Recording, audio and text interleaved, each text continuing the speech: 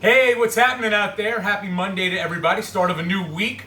I'm very excited. I'm all jacked up on Mountain Dew to be here with you. Hope you are as well. Let's go ahead and get started right away. Let's start with our Serenity Prayer. We'll do the long version as we have been. God, grant me the serenity to accept the things I cannot change, the courage to change the things I can, and the wisdom to know the difference. Living one day at a time, enjoying one moment at a time. Accepting hardship as a pathway to peace, taking as Jesus did this sinful world as it is, not as I would have it, trusting that you will make all things right if I surrender to your will, so that I may be reasonably happy in this life and supremely happy with you forever in the next. Amen. All right. In addition to starting off with a Serenity Prayer, thought I would start off with a few thoughts of the day. People are sending me these. I love it. I love all the feedback I'm getting. So a couple of thoughts for the day. Here's the first one I got today. To know the road ahead, ask those coming back. Think about that. Interesting. How about this one? God, help me to let go of my need to control and to be open to the flow of the universe. How fitting could that be for what we're all going through right now at this time? And oddly enough, my topic for today is control the controllables and maybe a little bit of adversity as well. So I get this and boom, I'm like, wow, that's what I was going to talk about today. That's awesome. Let me go ahead and read the April 6th meditation for the day, prayer for the day. God irradiates your life with the warmth of His Spirit. You must open up like a flower to this divine irradiation. Loosen your hold on earth, its cares and its worries. Unclasp your hold on material things. Relax your grip, and the tide of peace and serenity will flow in. Relinquish every material thing and receive it back again from God. Do not hold on to earth's treasures so firmly that your hands are too occupied to clasp God's hands as He holds them out to you in love. Prayer for the day. I pray that I may be open to receive God's blessing. I pray that I may be willing to relinquish my hold on material things and receive them back from God. I know that our jobs and things that people are out of right now are not material things, and we want to hang on to those, but right now, I know I'm trying the best I can to live in the day, see where the day goes, and try and make the most of each and every day. Once again, to get started, we'll talk more about that. Once again, coming to you from Casa 15 Hundo with my cameraman / producer, Dan the Man. I am Coach Bear. And yesterday, my daughter was a guest, my very first guest. She was great. I loved having her. It was a fun show. Probably the most fun I had yet doing this show. And when she was talking, I threw out a shout out, if you will, to some close family members that have impact on her and have had impact on her and will always continue to have impact on her. And, I just kind of went off the top of my head. So I want to add a few people that are close family members to that list. Her grandmother, Kathleen. Many of her aunts and uncles, Aunt Stephanie and Uncle Chip, Aunt Rinnie, Uncle Larry, Aunt Emily, Uncle Luke, Uncle Mike, her cousins, Abby, Mary, Nicholas, Jacob. All these people and many, many, many others have an impact on her life as well as on my life. So I wanted to throw out that shout out to you all. Sorry I didn't get you in there yesterday, but again, I do this show off the top of my head.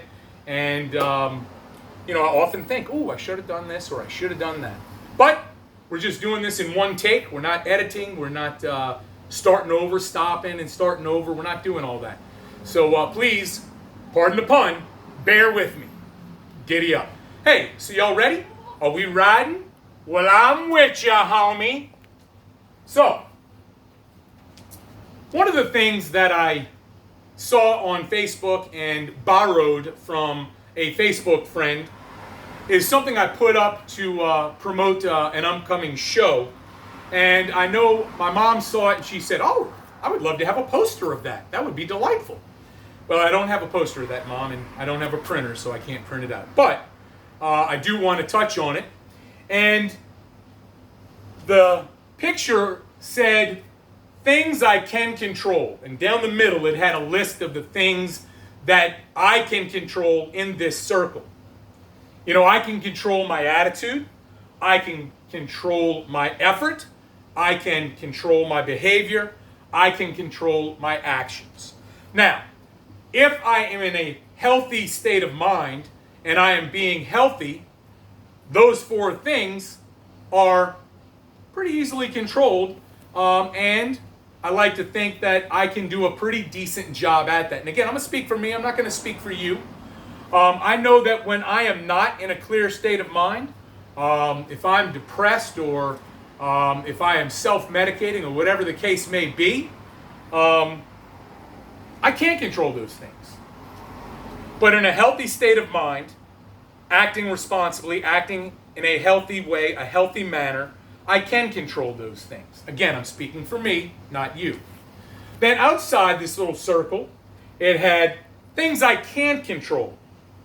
Obviously, this was not in the picture, but right now we can't control the situation that we're in with the coronavirus, COVID-19. We can't control this. We can't control anything that the people around us are putting in front of us. For example, I just went for my midday walk. I went down and walked by the Bonneville Boat Launch. I've been kind of walking up there just to see the beauty of it for the last few days, week or so. And it's closed. It's got some barricades up there and it's closed. So I can't control that. What do? I just don't walk up there. You know, I turn around. But here are the things that were in that picture that are things that we can't control. We can't control other people.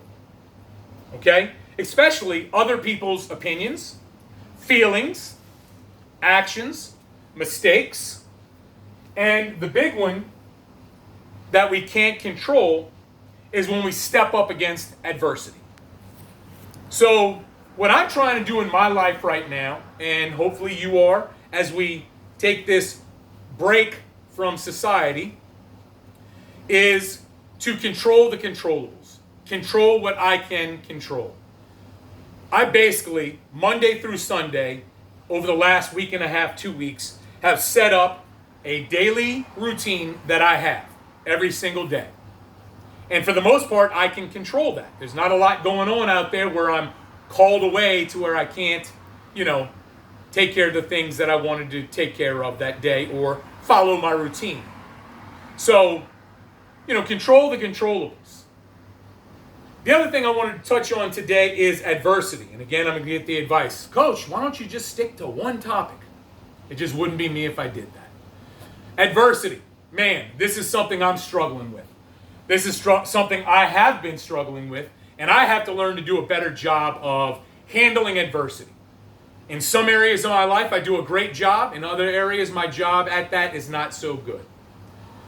And one of the great things about today is that we get to see a beautiful example, if you so desire, of handling adversity.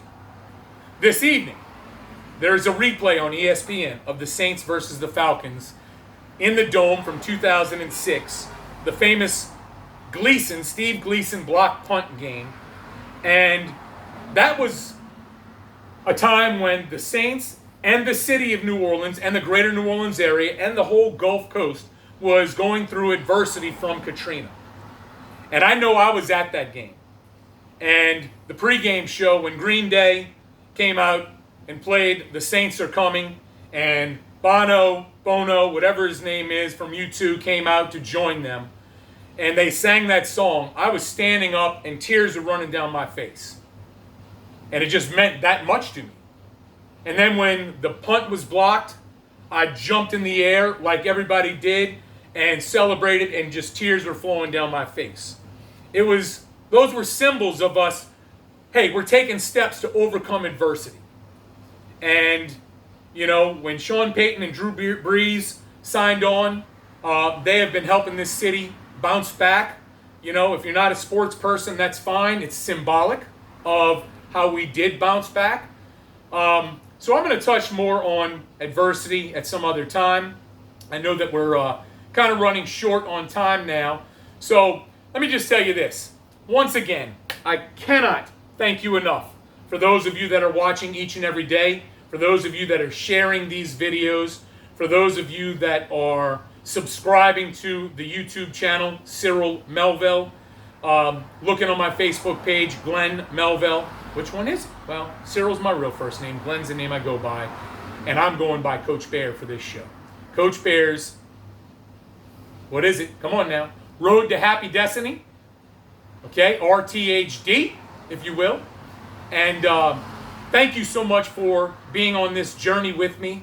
You all are inspirational to me. You give me the inspiration when I read these positive things that make me want to say, I cannot wait to do this again tomorrow, and I can't.